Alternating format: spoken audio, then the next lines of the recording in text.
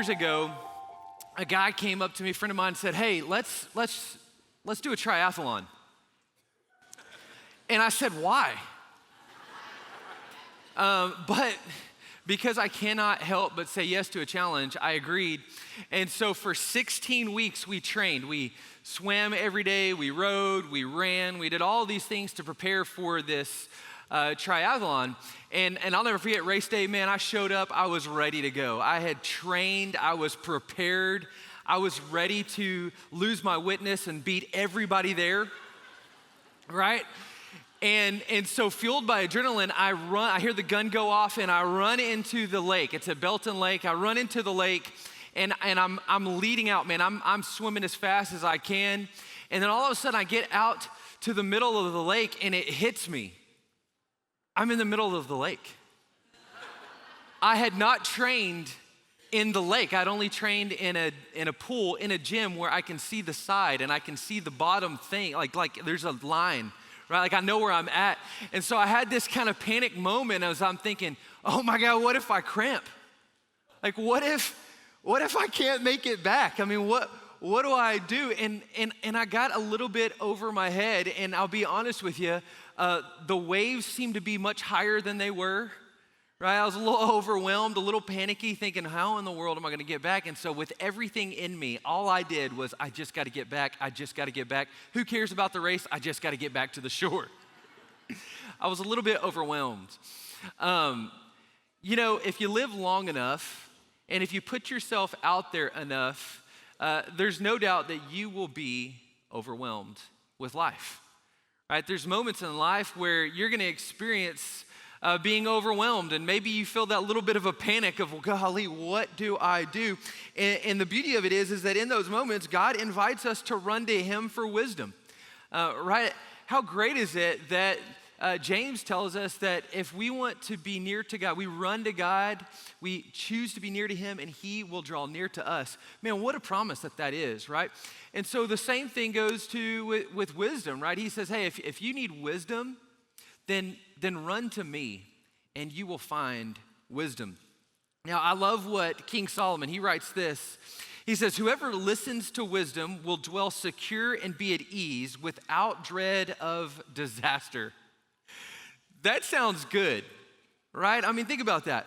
Whoever listens to wisdom will dwell secure and be at ease without dread of disaster. One of the things that I've observed about people that I've read or people that I've followed or whatever that may be is that wise people seem to live from a place of security.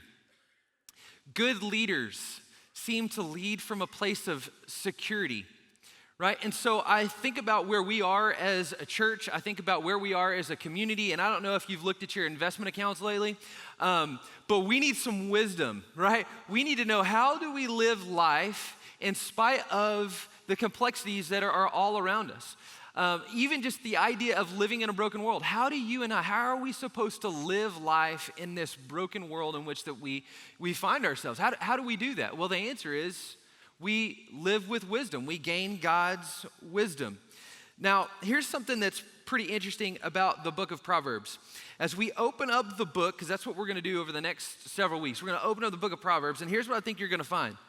God's wisdom touches all of life. It touches our finances, it touches our relationships and friendships, our marriages, it touches our parenting. Golly, it touches how we make decisions, it touches how we work, how we play. In 31 chapters, there's a chapter for every day of the month, by the way, but for 31 chapters, God offers us wisdom for all of life, and He helps us and equips us to lead faithfully where we are in the place that God has us for the time that He has us there. And so that's why I want us to walk through the book of Proverbs, and we're gonna touch all of the different themes in the book of Proverbs. I've called this series Wisdom for Your Summer. Now, when I was talking about this with some friends, they said, but Logan, it's not the summer. I said, it's just wishful thinking, right? I'm just ready for the summer. I'm excited about it. And we're gonna prepare for the summer because everybody leaves. By the way, don't leave this summer because it's gonna be really good, okay? It's gonna be really good. So hang in there, wisdom for your summer, okay? If you got a Bible, meet me in Proverbs. That's where we're gonna be. Proverbs chapter 1. Proverbs chapter 1. Verse 1 gives us a whole lot of information that you need to know to be able to understand the book of Proverbs. This is King Solomon. He says, the Proverbs of Solomon. So he's referring back to himself as the author, son of David, king of Israel. Now you've heard the phrase, because I know I've heard it multiple times, don't judge a book by its cover. And that is true. We shouldn't judge a book by its cover, but understand that the cover still matters, right? The cover tells us the author, and oftentimes the theme or the title of the book will lead to the thesis, and the thesis of the book tells us what the author wants you to get out of that particular book, right?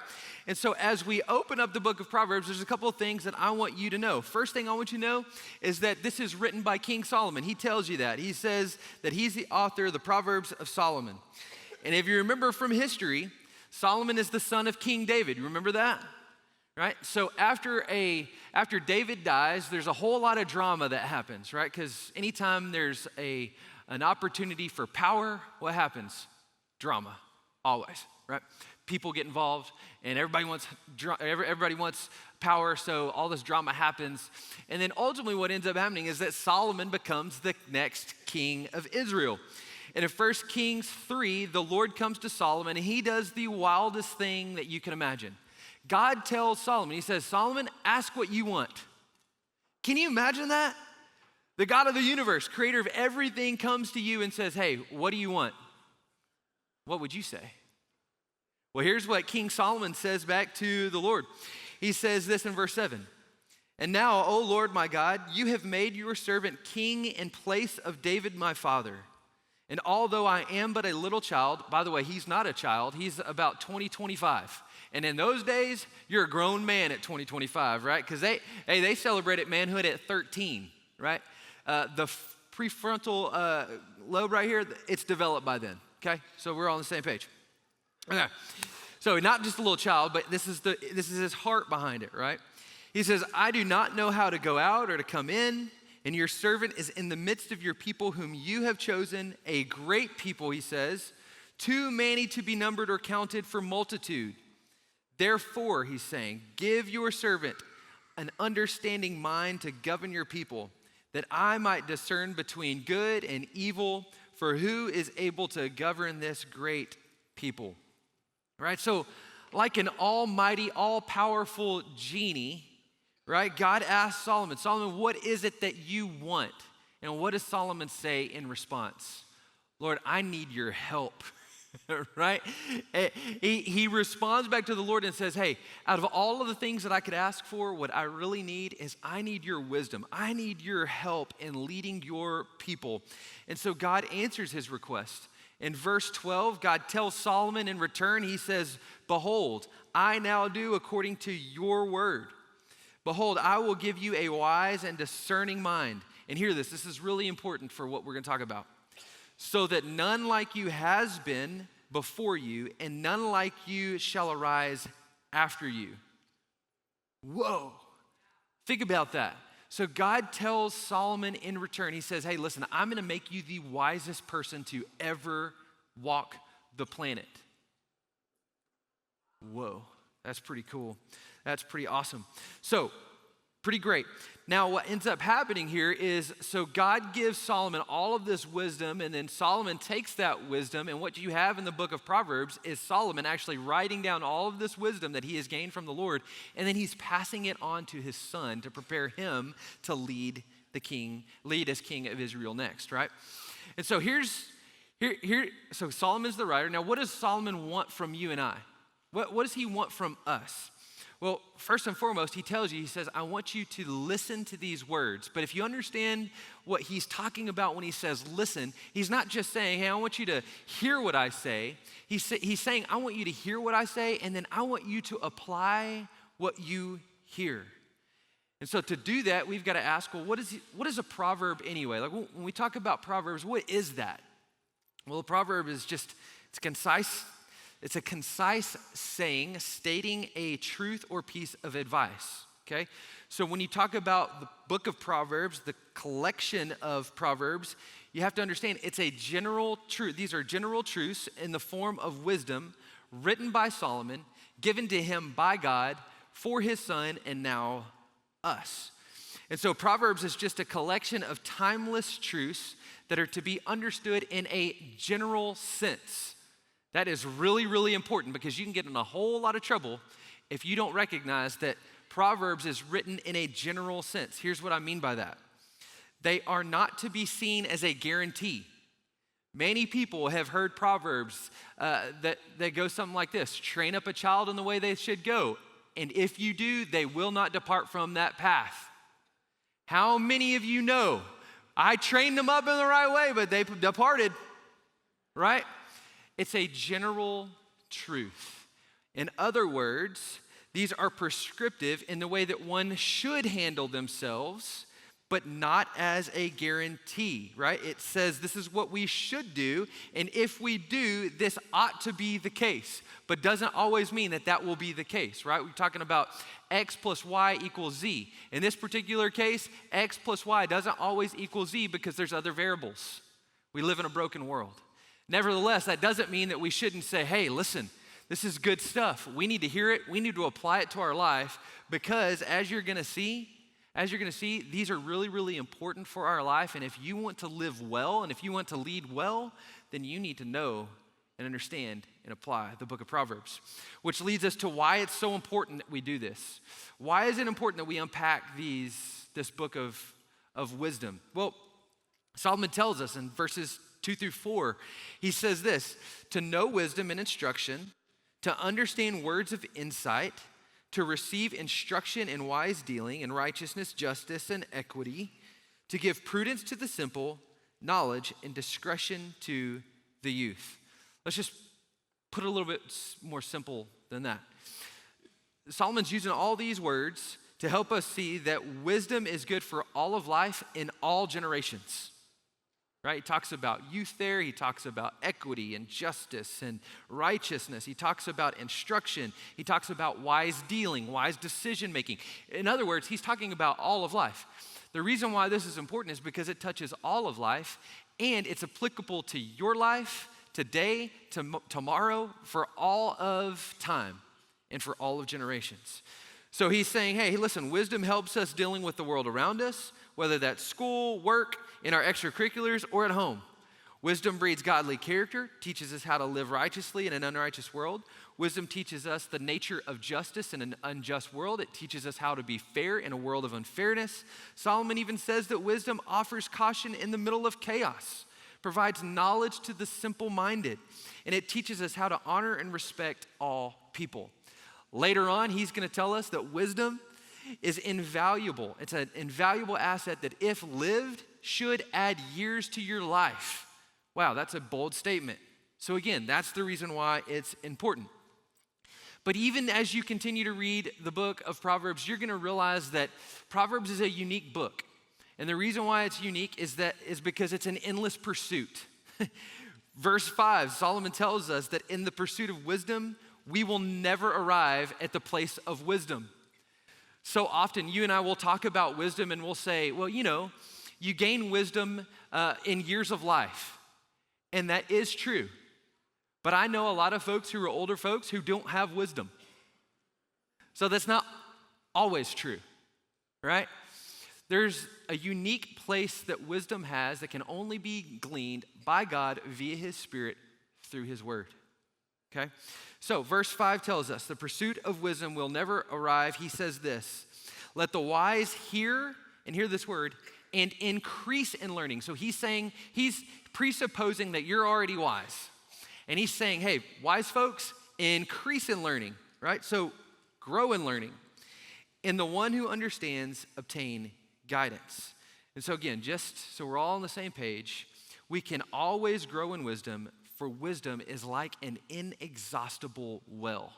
We will never arrive at that place where we are fully wise. There's always areas of growth. There's always things that we can learn.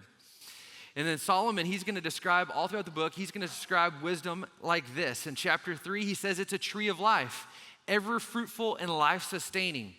In chapter 8, wisdom is eternal and it never ends. Chapter 16, he says wisdom is like a fountain of life, a constant source of spiritual vitality. Chapter 18, wisdom is a bubbling brook that is ever flowing, refreshing to the soul, and it never runs dry. Man. In other words, we need all that we can get, and even when we get there, there's still more to get. It's an endless but always valuable pursuit. Okay, so how do we get it? We've talked about the value of wisdom, right? We've talked about why we need it, but how do we get there? How do we arrive? Is it just by life experience? Well, no, I don't think so. Like I said, there's a lot of folks who have lived a lot of life who are not wise and who still don't make good decisions, right? So how do you gain wisdom? Verse 7 really helps us answer that question. Here's what Solomon says. Verse 7, he tells us that the fear of the Lord is the beginning of knowledge, and fools despise wisdom and instruction. By the way, all throughout the book of Proverbs, you're going to see something happen. Solomon is going to compare and contrast wisdom and foolishness, wise dealing and folly, right? So you're going to see that all the way through. Now in Proverbs chapter 9, verse 10, he's going to expand this definition, and he says that the fear of the Lord is the beginning of wisdom. Wisdom. David would say the same thing. And you know, David lived a lot of life. He made some good decisions. He made some really bad decisions. And yet, he's an incredibly wise guy. And he says, hey, listen, right? If you want to gain wisdom, it begins with a fear of the Lord. Now, I don't know about you, but growing up, I've always struggled with the idea of the fear of the Lord. Can anybody relate to that? Like, what does that even mean? Because in my mind, when I think fear, I think fight or flight, right? So is the beginning of wisdom me running in fear, trembling, scared of God? Is that what Solomon's saying here? Is that what David is saying here? That to gain wisdom, I've got to literally be terrified of the Lord?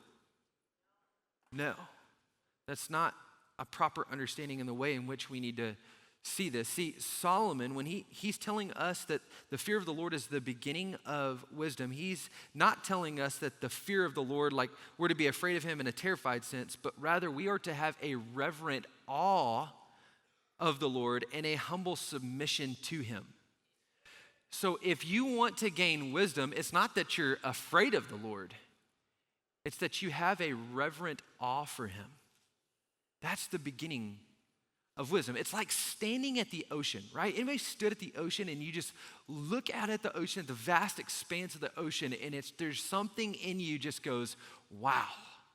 Or maybe you stand up maybe you've gone to the Grand Canyon and you stand up on the Grand Canyon and you look out over that massive expanse of the canyon and think, wow.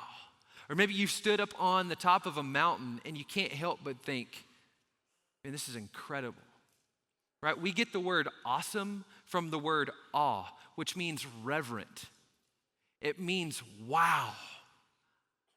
The beginning of wisdom is not a running away from the Lord, it's a running to him in glad submission to him and reverent awe of who he is, his bigness, his greatness, you fill in the blank, his awesomeness. So again, the word for fear literally means respect, to have reverence or awe. So again, if you want to gain wisdom, and I don't mean worldly wisdom, I mean true wisdom, it begins in a right relationship with the Lord. It means you have to have a right relationship with God. And the ground floor for all true wisdom is awe of him. And this is important. Here's the reason why this is important. Our lives are fundamentally shaped by what we hold in awe. Your life, whether you realize it or not, is fundamentally shaped by what you hold in awe. What we fear, in the way that Solomon defines it, shapes our desires, our decisions, priorities, and even our very own identity. Don't believe me? Watch. Let's just say, there's a couple examples.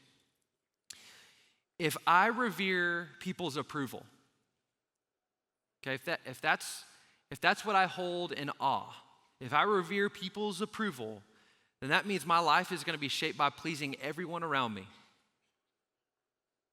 I'm going to constantly be seeking affirmation, avoiding confrontation, and wearing emotional masks.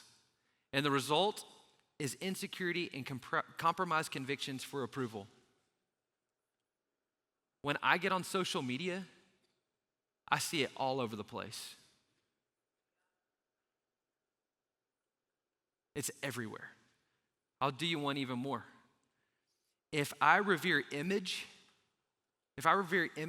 my life is going to be shaped by appearances. I will spend countless hours on social media, other different things, posting pictures and thoughts that make me look better than I am. My life will be consumed by the desire for admiration and validation by others. If this is you, there's no wonder why you don't have any joy in your life. Because you're looking to a broken person to validate you. You're looking to a broken audience to validate your life. Do you see how foolish that is? I want you to think about that. Chew on that.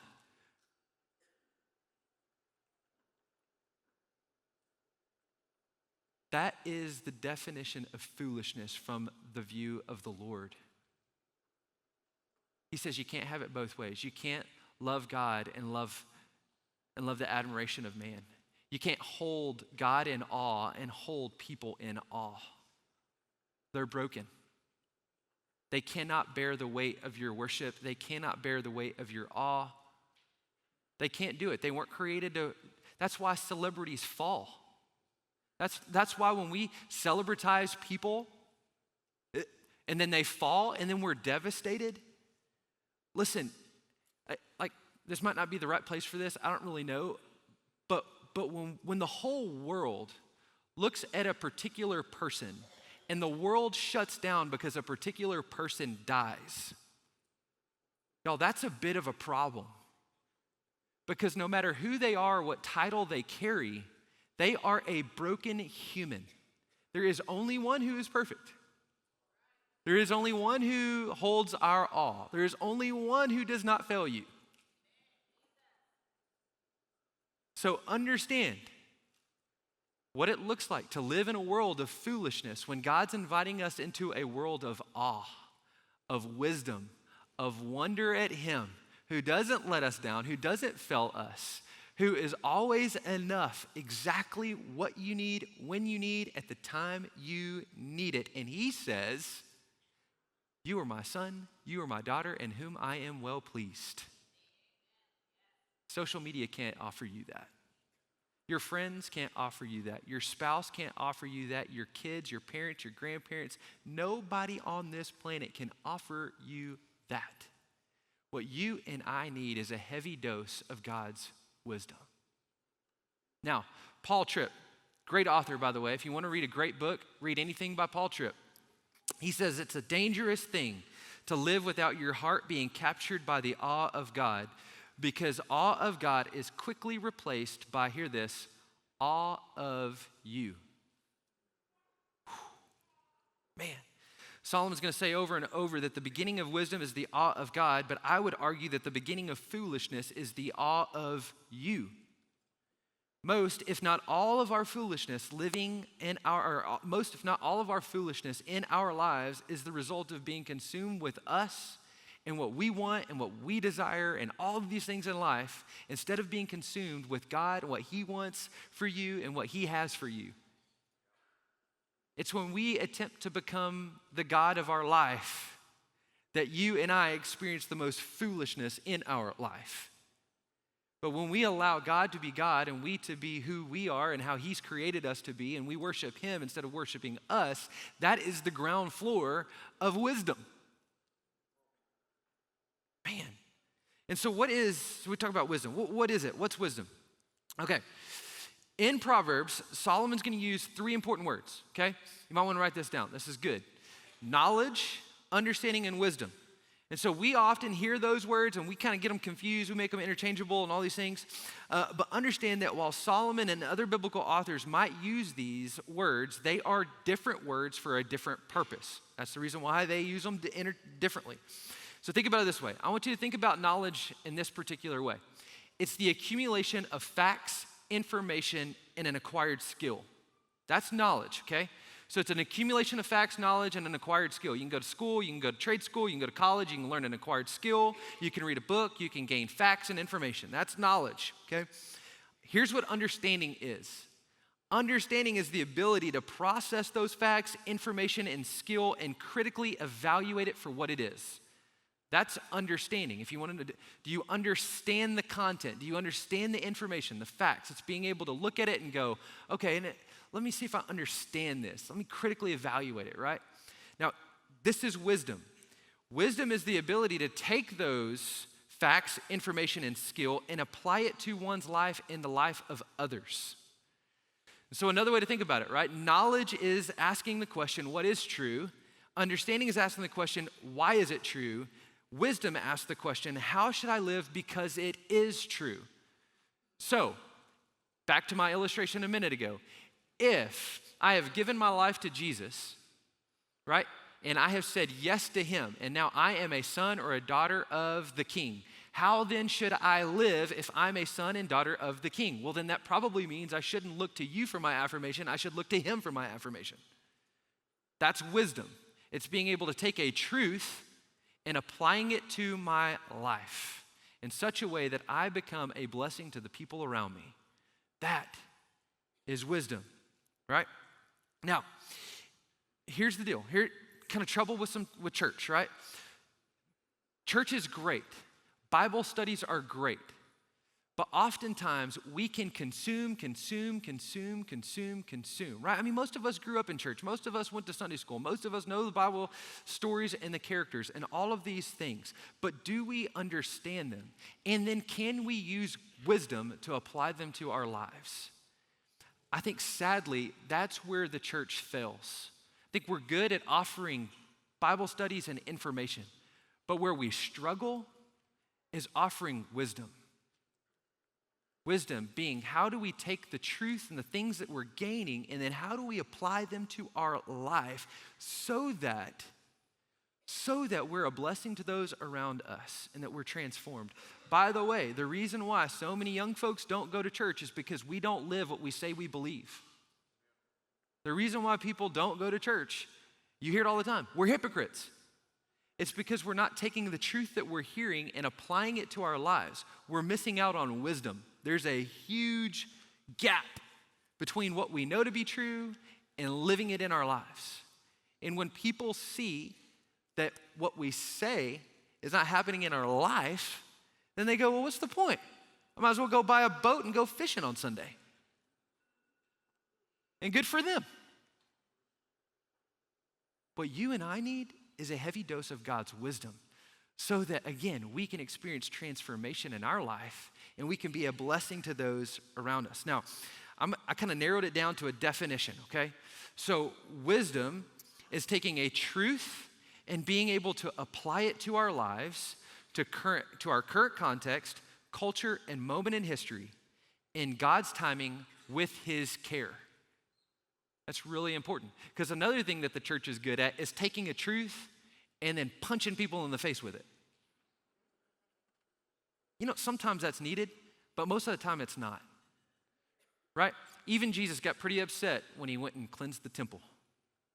Nevertheless, there were also moments when Jesus was very compassionate and kind and loving and gentle. Quite frankly, most of his ministry was that, right? So when we talk about wisdom, it's taking a truth, it's being able to apply it to our culture, our context, in our historical moment that you and I are in right now with God's timing and his care. That is true wisdom. That's true wisdom. Now remember, Solomon's goal of this book is not that we would just learn a bunch of stuff.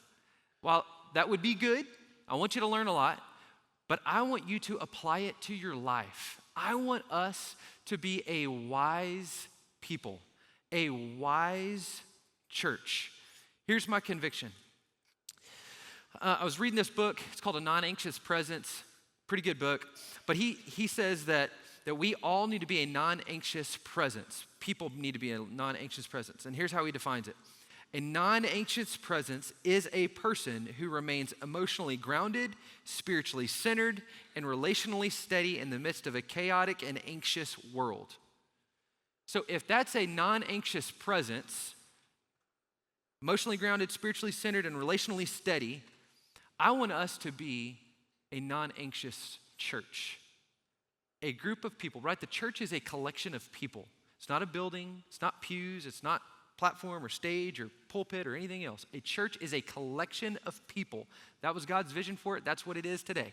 It's a collection of people. We need to be a collection of people who are leading our community in a non-anxious presence. That's what God has you and I designed for. That's what he's placed us here for. In fact, for 170 years, God has placed us here to do that, to be a blessing to this community, to lead with wisdom, to help this community see, hey, this is what wisdom is really about. This is what wisdom really looks like. It's not what the world offers, it's what God offers. And by the way, we have the answer. We have those things, right? So God's calling you and I to be this non-anxious presence in the world full of craziness, full of upheaval, full of disunity, full of bickering, full of crazy political nonsense. I mean, this crazy world that you and I are living in right now. He's called us to take our step in the moment that he has us and to lead this community. And we've got a ton going on. I mean, think about it, right? So we're about to build a brand new building. Praise the Lord. And so I can quit talking about it. I can't wait. I don't want to think about it anymore. I'm just ready to get there. So we're about to build a new building.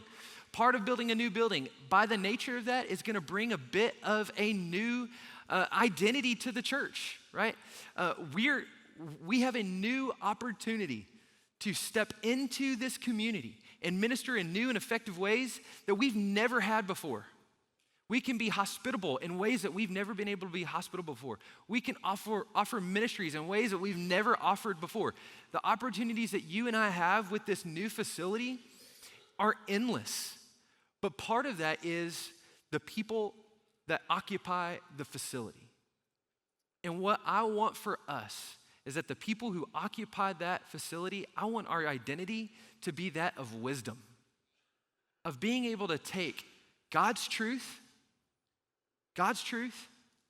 and applying it to our context, our culture, our historical moment with his timing and his care. Like, that's what we should be known for, right? I mean, think about that. If there's anything that we're going to be known for, why wouldn't it be that? We are a people of transformation who proclaim the message of transformation so that a community can be transformed, so that a state can be transformed, so that a country can be transformed, so that the world can be transformed. That was God's vision, right? Go therefore and make disciples of all nations, starting there, right? And Acts gives the vision for that, right? There's this grand mission that he gives us, right? To start there in Jerusalem, go on into the world, and God's vision is a multiplication of transformation.